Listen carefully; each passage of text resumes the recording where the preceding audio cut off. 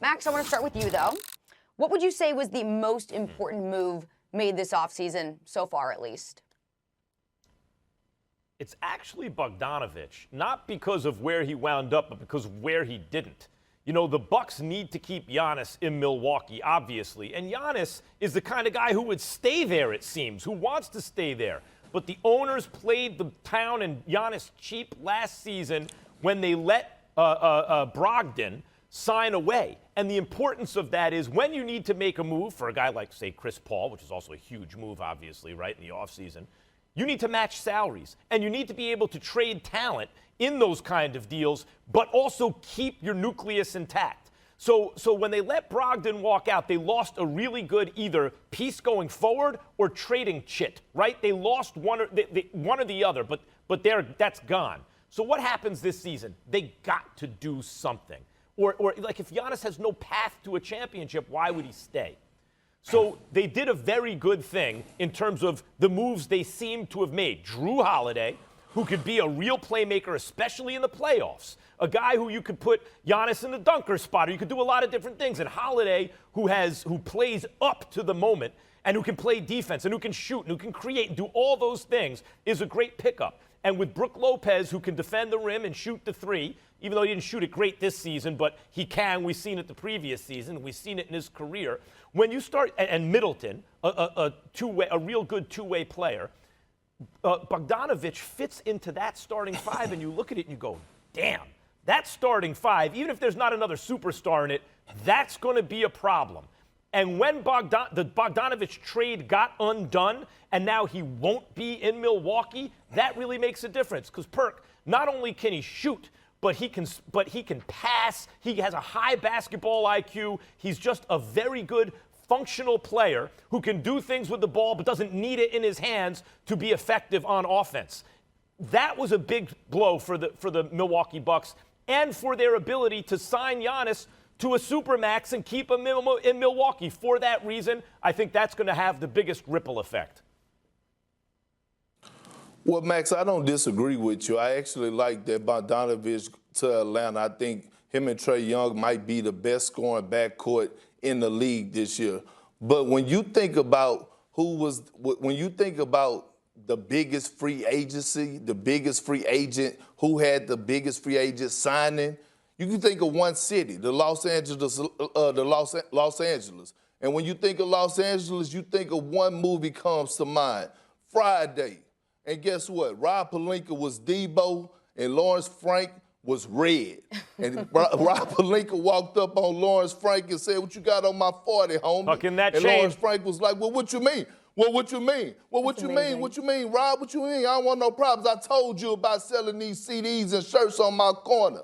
Now I'm going to take your sixth man of the year, your second most consistent player, and I'm going to take him to the Lakers and let you know that we still run this town." And, Max, don't give me about this upgrade of Serge Ibaka is better than Montrezl Harrell, because Montrezl Harrell is top 10 in the league at protecting the basket when opponents try him at the rim. He's 6th in the league at offensive putbacks. He's one of the best choice takers in the game today. Offensively, he's a guy that can create on his own and get buckets, and he plays with a tenacity that reminds me of a Kevin Garnett. So I'm looking at what Rob Pelinka done, and he straight Debo'd the Los Angeles Clippers and let them know that the Lakers still run this town. So we go take Montrezl Harrell, we go kick y'all out of the Staples Center, and while y'all leaving, make sure you leave this flat screen, that 75-inch that's hanging on the wall. We go take y'all sixth man of the year. That's who won. That's the biggest free agent signing. That's a great analogy. That is a great analogy, but as we used to say back in the day, a whack point, Perk. What are you talking about? Montrezl Harrell's the biggest. Listen, they took Dwight Howard and JaVale McGee. Like, Montrezl Harrell it's an upgrade there, but he's going to serve a very similar function. Meantime, the Clippers also upgraded, going from Montrezl Harrell to Serge Ibaka, who can also defend, is also versatile that way, and can stretch the floor. It's not knocking Montrezl Harrell. He's a nice player. By the way, what they wound up paying him? Mid-level exception, right? Like, why do you think he's slot into that slot? He's a nice player. I like Montrezl Harrell. I'm not but the biggest of the offseason? Yes, wasn't even the biggest on the team. The Schroeder deal was bigger than the Montrezl Harrell deal.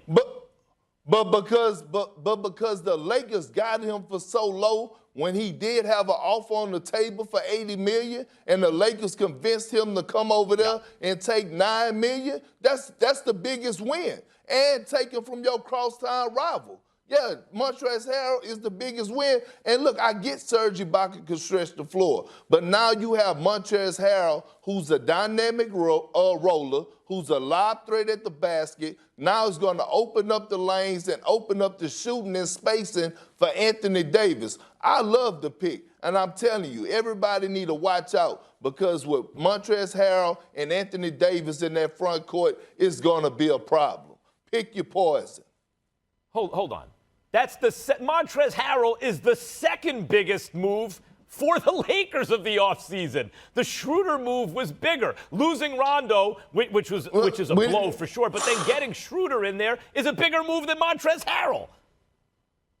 First of all, Max, the question was what was the biggest signing, not the biggest move. Schroeder was traded there. Dennis Schroeder was traded to the Los Angeles Lakers. So we said signing. And I said the Los Angeles had the biggest signing when they signed Montrezl and convinced him to come play on this team. When he had a choice to go make $80 million for another team, I think it was the Hornets, and he chose to come play against the Lakers for $80 million. And leave the Clippers. I know that. That's what I'm trying to tell you. That's why the Lakers won big time. If he had $80 million for the Hornets, he should have got. Thanks for watching ESPN on YouTube. For live streaming sports and premium content, subscribe to ESPN+.